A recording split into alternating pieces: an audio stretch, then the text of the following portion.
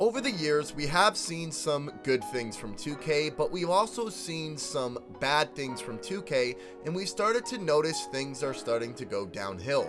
That's kind of the same thing with dribbling.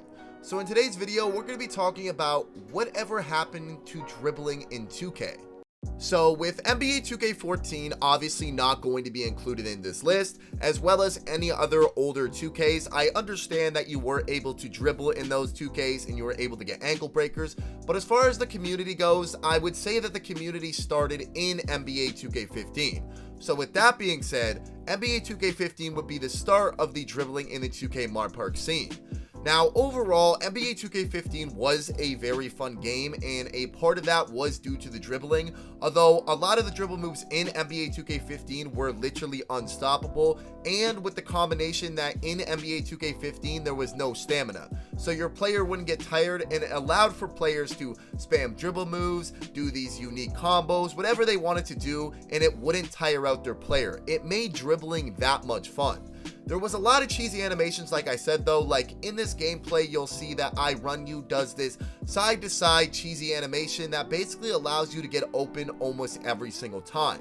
If you guys played NBA 2K15, you definitely know what I'm talking about. Now, with how easy it was to shoot in NBA 2K15, being able to get open and being able to dribble almost guaranteed a made three-pointer.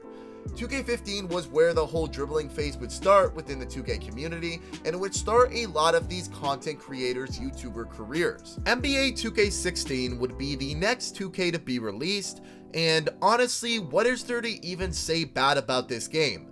The only thing I personally did not like about NBA 2K16 was the fact that green releases didn't go in 100% of the time, but other than that, there was this one big thing that everyone disliked, and you guys are probably thinking the same thing I am, and that was the dreadful patch that basically ruined every single dribbler's experience playing NBA 2K16 that year. But before the patch, the dribbling in NBA 2K16 was almost near perfect, and is probably considered perfect to most people watching this video. As a matter of fact, I want you guys who think that NBA 2K16 had the best dribbling to type a 2 in the comment section below, and I want you guys to explain why you think that. I'll reply to all the comments. I'm just interested in what you guys think.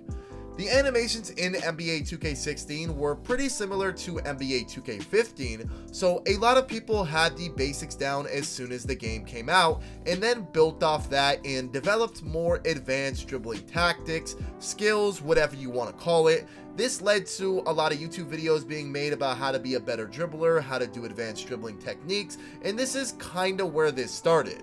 Now, the dribbling community started growing fast due to how good NBA 2K16 was and how dribbling was extremely fun.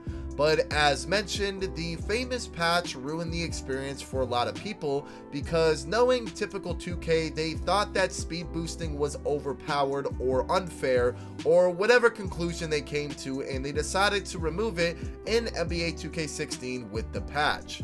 But before all the patching, NBA 2K16 was an amazing game, especially for the dribbling community. The next 2K would be NBA 2K17, and let me start by voicing my own opinion and saying that, to me, this is where the dribbling community peaked. I feel like for a lot of dribblers and a lot of people who were a part of that community watching this video, I feel like NBA 2K17 really holds a special place in a lot of people's hearts, especially when it comes to the dribbling community.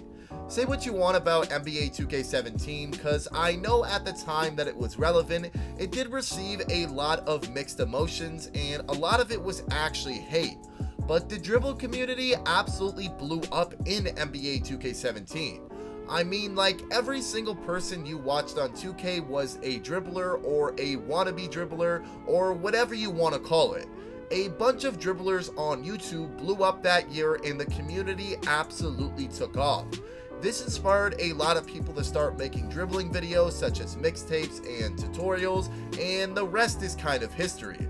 The dribbling in NBA 2K17 was really good, and honestly, overall, I would say that NBA 2K17 wasn't really a bad game looking back at it now. Sure, at the time that NBA 2K17 was released, it was trying to outdo NBA 2K16, and let's be honest, I don't really think there's a game in 2K history that could outdo NBA 2K16. Now, obviously, with the introduction of archetypes, people felt a certain way about the game, but I personally think that they did it right, and they did a great job with dribbling that year. Unfortunately though, this is where the Dribbling 2K community would peak because it started to go downhill from here. And here comes the famous NBA 2K18 as the next installment for the NBA 2K franchise. And as I mentioned, the 2K dribbling community going downhill, I meant literally everything 2K related went downhill this year. Now, from a dribbling perspective, I don't think NBA 2K18 was that terrible, but literally every single thing was terrible in this game. Easily one of the worst 2Ks ever created, NBA 2K18 practically ruined itself to a lot of people. Keep in mind though, this was also around the time that Fortnite came out and took over the world, so a lot of people switched over to Fortnite with how bad NBA 2K18 was, and most of those people were very well-known 2K dribble YouTubers at the time. So that did some major damage to the dribbling community that they never really recovered from. The whole game was blow-bys and snatchbacks and a terrible neighborhood that just didn't appeal to a lot of people. So this was a very, very bad year for 2K and a very bad time to be a part of the 2K dribbling community. NBA 2K19 was the next game, and to be honest, I don't really think personally that this game was bad for dribbling at all. I feel like a lot of you guys are going to have mixed answers on this one, but I feel like most people in the dribbling community actually enjoyed this game for its dribbling, but I feel like the dribbling community already died down a lot after NBA 2K18. So therefore, dribbling wasn't as popular as it once was. But I do think that NBA 2K19 did do its justice when it came to dribbling. It was fun, you could easily create combos and get off some pretty nice clips. Overall, NBA 2K19 wasn't a bad game in general, and either was the dribbling that year. Fast forward to today's date, and the game being played right now is NBA 2K20, and I can say this without needing the validation of anyone else's opinion or anything like that, but dribbling in NBA 2K20 is basically dead.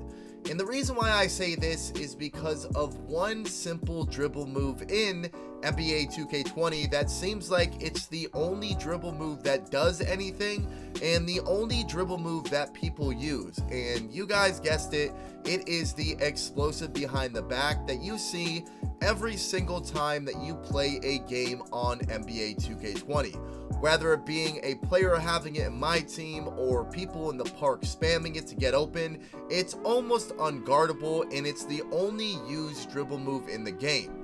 And the crazy thing about this is, and I understand a lot of you guys are probably still frustrated at this, but some of you guys don't even know that this was a thing.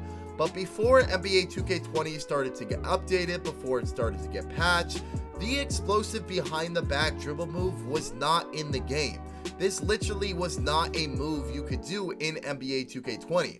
So at the beginning of NBA 2K20, the very early stages, people were still trying to figure out how to dribble. Dribbling kind of seemed a little bit more unique than it does now in the current state of its game, and the dribbling seemed like it was going to be okay.